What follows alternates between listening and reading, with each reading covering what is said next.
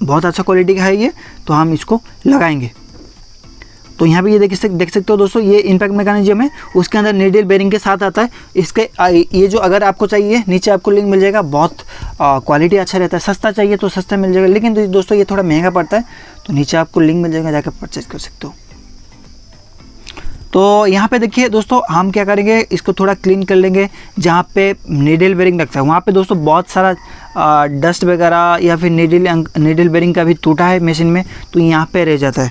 तो हमेशा इसको ज़रूर चेक कीजिए, नहीं तो दिक्कत होगा।